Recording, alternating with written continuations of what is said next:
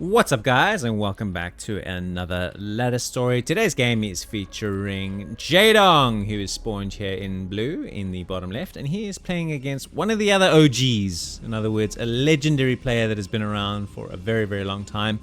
It is Stork. Let's go. Zerg versus Protoss, Metropolis, a ladder practice game between two of this beautiful game's very best players, and I'm sure it is going to be well and truly worth the time investment. So a little bit of a macro game for you to enjoy here today. So yeah, we're on a little bit of a drive to diversify what we're putting up on the channel. Obviously we will take feedback on board. We are trying to grow, and so we are also though trying to do a balance of different types of games and styles to see what everybody ultimately enjoys. So today we seem to just be having an overpull opening from Jaedong, and Stork is just starting with a forward pylon, and looks like he's probably going to do a 12-12-12, which is a build that he himself invented. So that's pretty cool. At time of recording, which is the 7th of March, the talk of Broodwar is that Flash has just announced his intentions to join ASL 21. Which is very, very exciting. I think it's great for the game. It's going to just add so much more interest and intrigue. You know, by the time you're watching this, it'll be sometime in April, so this will all be old news. But my prediction, for what it's worth, is that he's really going to struggle. I think that competition, the scrutiny that he'll be under, the pressure that he'll be facing, and just the fact that the other guys are just so good and have been playing on stage with the modern builds for so much longer, you know, I think he's going to struggle. And I would be happy to be wrong, but players like Soma, players like Sulky, they are just so good in Zerg versus Terran. And yeah, the Zergs have absolutely dominated recently. And yeah, if Flash also gets one of the good Protosses like Rain or Snow, you know, that's also going to be very, very interesting. So I don't mind that I'm not an expert in inverted commas. I also don't mind being wrong. I just enjoy having the courage to make a prediction come what may, and that's what I'm giving you today. Jaedong has been a very good example of playing, well, he went on military duty, right? And then he came back and he struggled a bit in ASL. But he's managed to pick it up and do well and be quite competitive. I suppose the guy that's probably held on to form and getting into the top 4 and the top 8 the most in terms of the OG players is Bisu. And so I again would love to see how he does. I think I was super, super bleak that he lost against Soma, because it would have meant that we had an all-Protoss final and Protoss would have finally won ASL and ASL 20, but anyway, it is what it is. But yeah, I'm excited, and that's one of the reasons why I'm doing more of the Korean games, because ultimately these guys are the pinnacle of the sport or esport or whatever you want to call it, and it's very, very exciting to enjoy their games and just to understand this wonderful Broodwar ecosystem that we are all a part of. So some Jaedong Lings are in the house, and if Falcon is anything to go by, a Jaedong Ling in your house is so much worse than any other Ling. And I totally get where he's coming from. This man's micro and just general APM is unfreaking believable. He is going lair. He does have a 3rd hatch. 5-hatch Hydra is probably the strongest opening and build that there is in this match, in my humble opinion.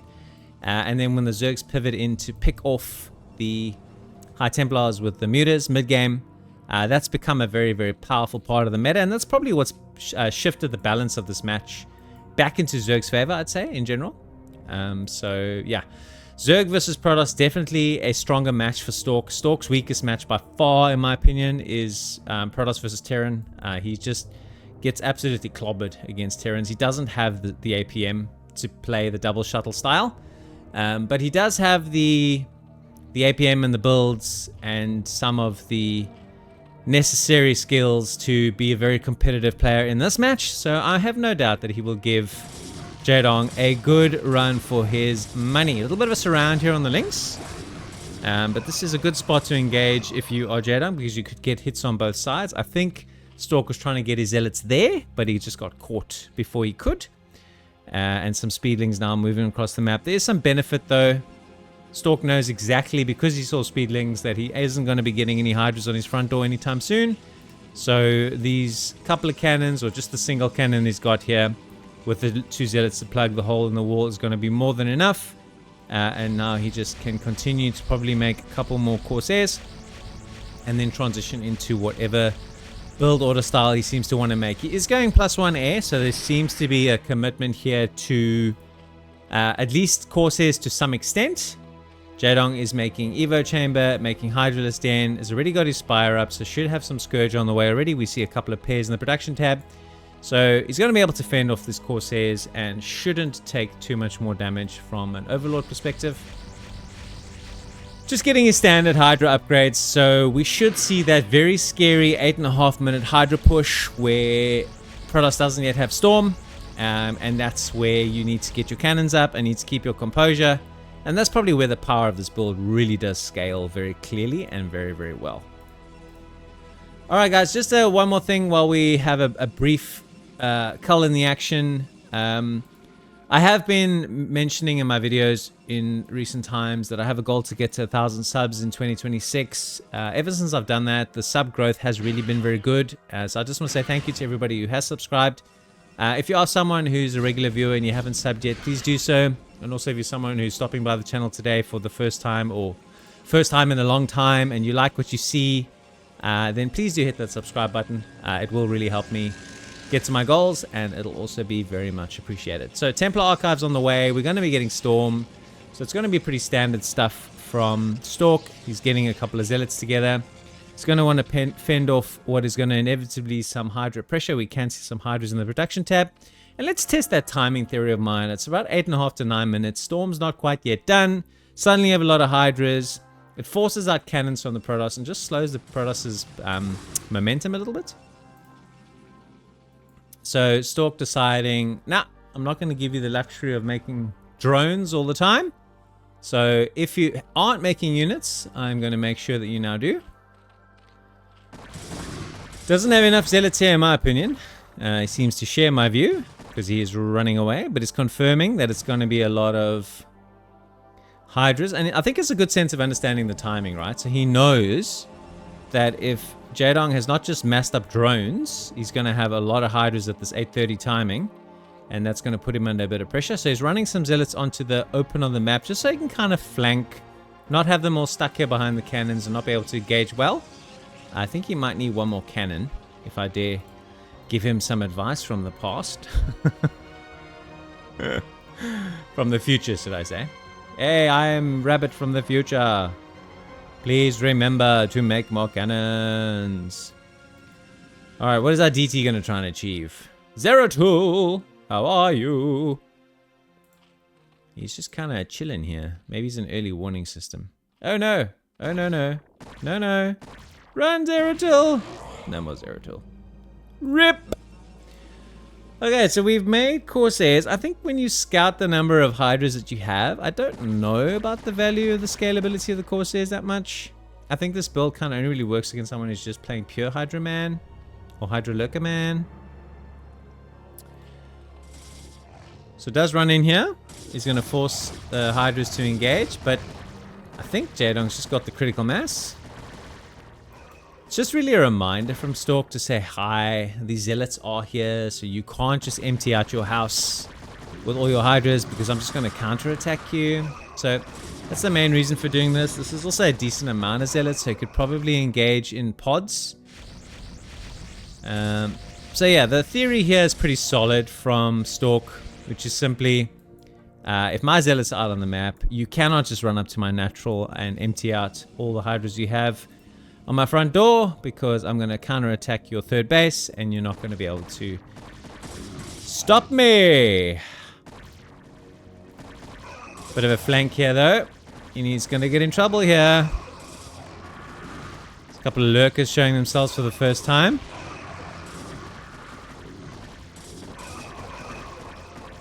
I think he's going to lose all of his zealots if he's not careful. So running them back home. Does now have some High Templars charging up storms. Does have Dragoon range on the way. Does have his Robo on the way. So should have an Observer with him pretty soon. His Robo's a bit late, to be honest. Should have had his Robo at about 8.5 minutes. Especially considering he had scouted Jaedong's opening. But nonetheless, Jaedong is going up to a 4th base. Has got himself 51 drones. So in a very, very strong macro position. And Stork is still just running around with these Zealots. Trying to take fights where it makes sense and trying to run where it doesn't. Knows that he's going to be up against Lurkers very soon. So Dragoons are here with range. More upgrades on the way. More gateways on the way. A little bit of a weird Sim City here. Bit messy, but anyway, we make it work. Observatory should be well and truly on the way. Yes, it is. So we'll have observers on the map soon. And then Stork's going to have to get moving. And these supplies are scarily close. Stork also is under pressure to try and get himself a 3rd base established, and obviously Jaedong, knowing this, is putting in some preventative measures now in advance. Once again running around the map non-stop with Zealots, even though he's seen Lurkers, doesn't seem to phase him. And you know, it does get a couple of drones there. I love how drones explode when you kill them. It's just the coolest animation ever. Alright, so we are putting some pressure on this hatchery. Jaedong should clean this up pretty easily. And that's going to be the end of that. So 107 plays 121. And behind what was not a very good engagement, Stork's like, you know what? Even just with my first observer on the way, I'm totally cool with the idea of trying to hold this base. And he could. He could. I think he'd benefit from having some storms up there, though. He doesn't currently have any High Templars on this side of the map. That Dragoon didn't want to live anymore? Danny! Where are you, man? Danny the Dragoon. Been and gone. Oh, no, he's also giving his Corsairs away. Couple of cannons coming in here.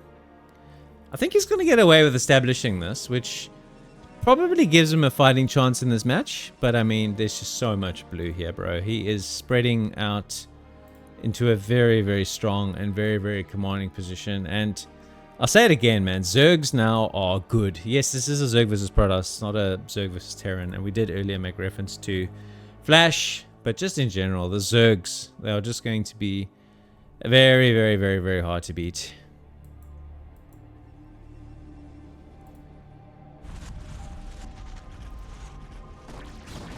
So we got an engagement here. Storms are potentially a factor. These Hydras are kind of got wedged in here a little bit. And now this is it. This is the comp. Where's the observers? There they are. Hello, observers. How are ya? Nice storm there. Good spread of units everywhere. A couple of Scourge engaged with I don't quite know what, because our observers are still around.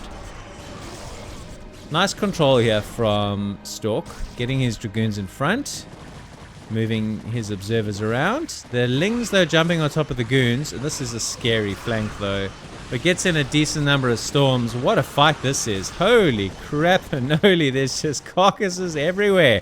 And still, in spite of all of that, the High Templars are dying, and Jaedong is pulling further and further ahead in supply. There's some Zergs that make this match look really, really hard for Protoss, and Jaedong is definitely one of them.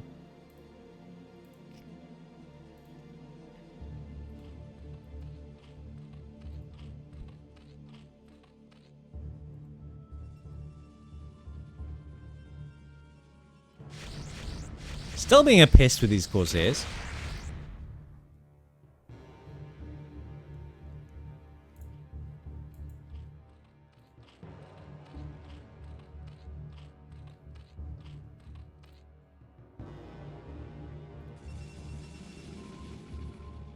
So, is Stork now going to be bold enough to try and take a fourth base? His third base is very vulnerable. Like, there's his rally, there's 2 cannons, and literally nothing else.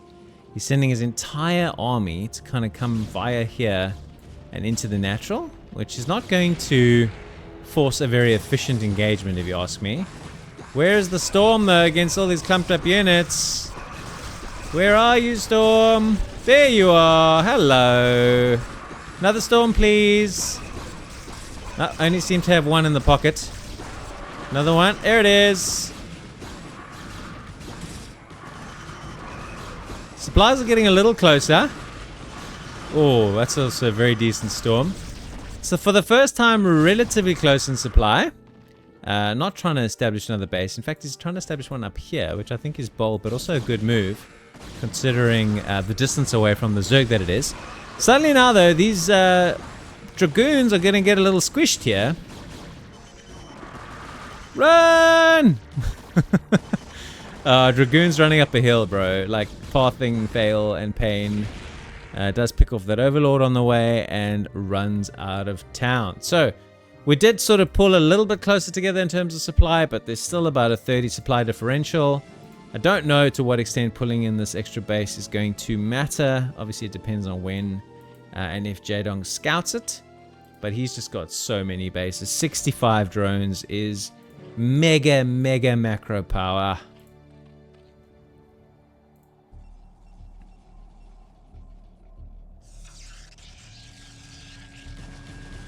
Probes fighting this lonely Ling. The Ling doing well, actually. Uh-oh. That's an invitation, though. And a big fight here, potentially. These Dragoons are pretty stranded up against this water ledge. But Jaedong chooses to pull away. Probably just to try and take a slightly better engagement. There's still a freaking Corsair here, dude. Bit of storming yourself as well as the opposition.